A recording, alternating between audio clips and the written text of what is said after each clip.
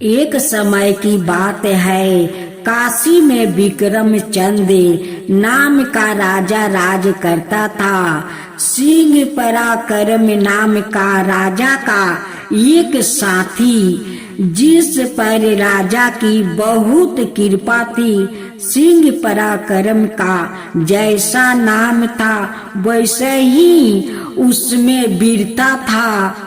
वो सब युद्धों में आश्चर्यजनक सफलता प्राप्ति करता और कभी जुए खेल में हार त लगाता तो उसमें भी उसकी ही जीत होता। उसकी स्त्री का नाम कलहकारी थी।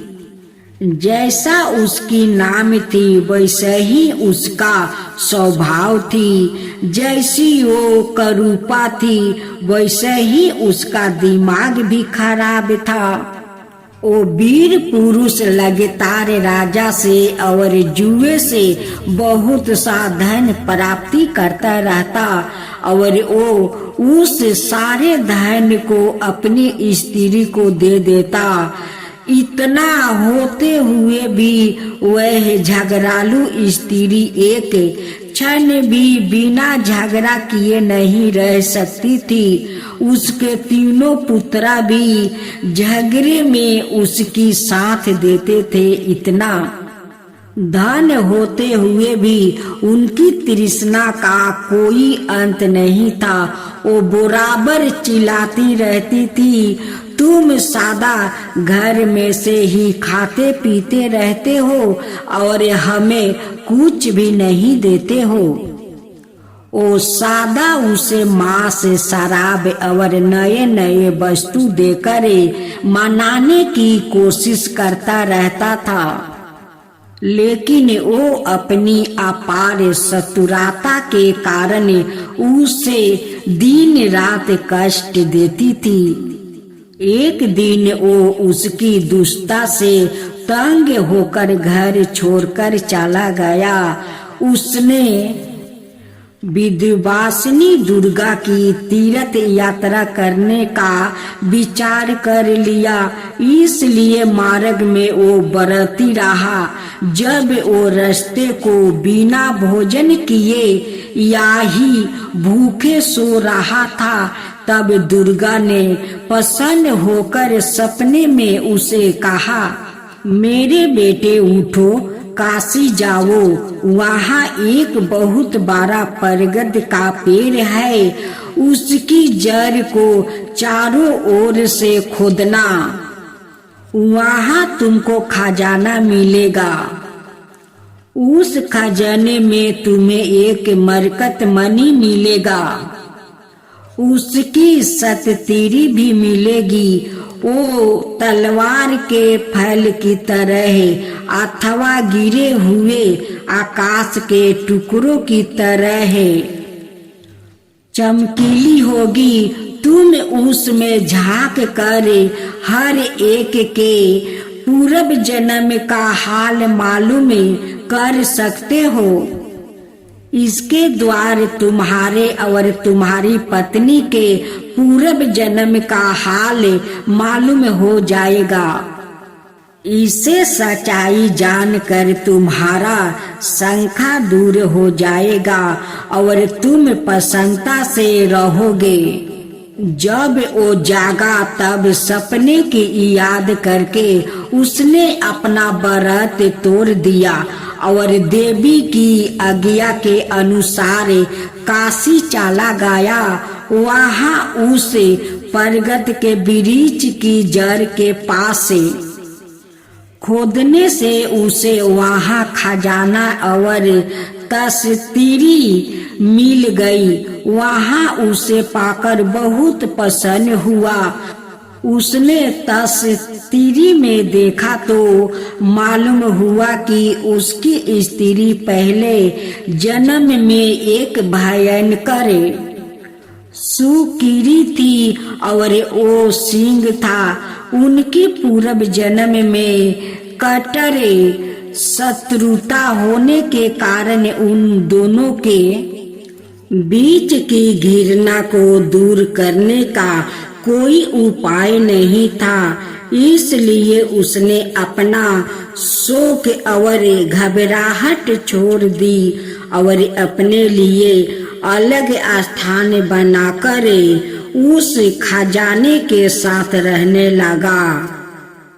कलहकारी के पास धन तो पहले से ही बहुत था। उसे एक गांव और उसकी गुजर बसर के लिए दे दिया। उसके पास धन और पराक्रम दोनों होने के कारण कई विवाह के प्रस्ताव उसके पास आया।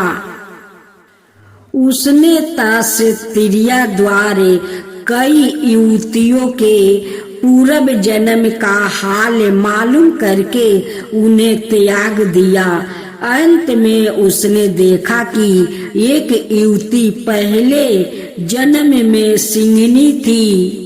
उसने उसके साथ अपना विवाह कर लिया।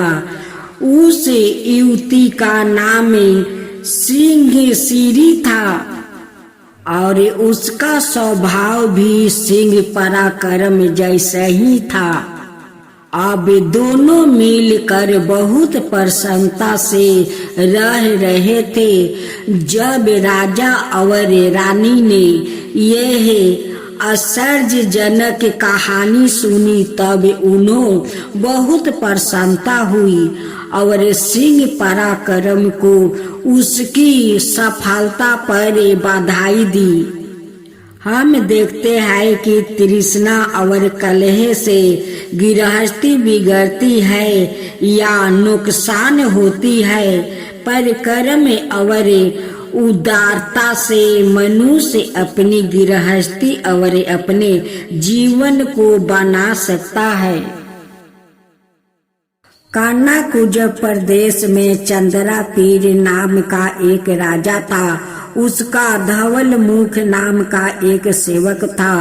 जब धवल मुख घर आता तब बाहर से ही खा पी कर आता, घर पर भोजन नहीं करता।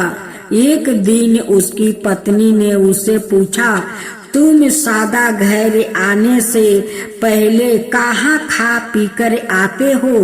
उसने उत्तर दिया, अपने मित्रा के पास। मेरे इस संसार में केवल 2 मित्रा है।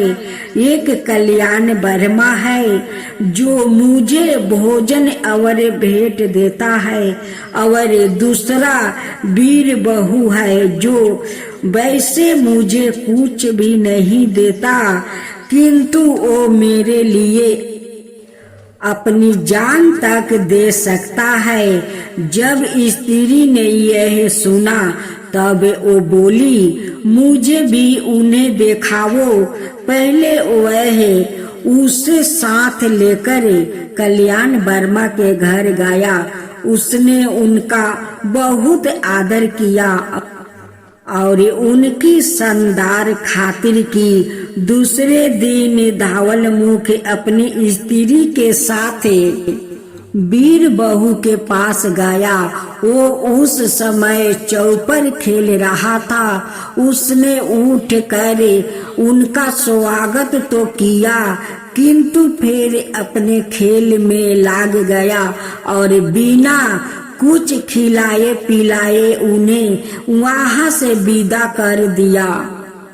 इस पर स्त्री ने घर पर आकर बड़ी उत्सुकता से उससे पूछा, कल्याण वर्मा ने हमारी इतनी खातिर की और वीर बहू ने केवल हमारा स्वागत ही किया, किंतु फिर भी तुम वीर बाहू की उससे अधिक क्यों प्रशंसा करते हो? यह सुनकर धावल मुख ने अपनी स्त्री से कहा, बारी बारी से दोनों के पास जाओ और हर एक के पास जाकर यह मन गढ़ता बात कहो। राजा अचानक हम लोगों से नाराज हो गया है और उसने हम लोगों को निकाल दिया है। हमारी कुछ सहायता कीजिए। इस पर पहले वो कल्याण वर्मा के पास गई और उससे यह झूठ बात कही। उसने सुनकर फौरन उत्तर दिया, देवी, मैं एक व्यापारी का बेटा हूँ, मैं राजा के विरुद्ध होकर क्या कर सकता हूँ। तब फिर उसने वीरबाहु के पास जाकर वही राजा की प्रसन्नता की बात कही। अपने मित्र के संबंध में ऐसी बात सुनकर उसे एकदम राजा पर क्रोध आ गया और उसी समय अपनी ढाल तलवार लेकर मित्र के पास दौड़ा हुआ आया।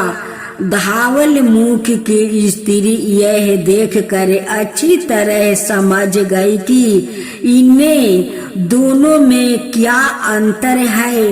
धावल मुख ने उसे यह कहकर शांत कर दिया कि राजा के मित्रों ने राजा के क्रोध को शांत कर दिया और अब कोई चिंता की बात नहीं है। यह सुनकर वीरबाहु घर लौट गया। जो मित्र दिखावे के लिए खूब खातिरदारी करता है वो असली मित्र नहीं हो सकता। जैसे कल्याण वर्मा राजा का कृपा पत्र होने पर अपने मित्र की खूब खातिर करता था, किंतु राजा की अपार सत्रता का समाचार सुनते ही उसे दो टूके जवाब दे दिया। तेल और घी दोनों में ही चिकनाई होती है, किंतु तेल तेल ही है और घी घी ही है।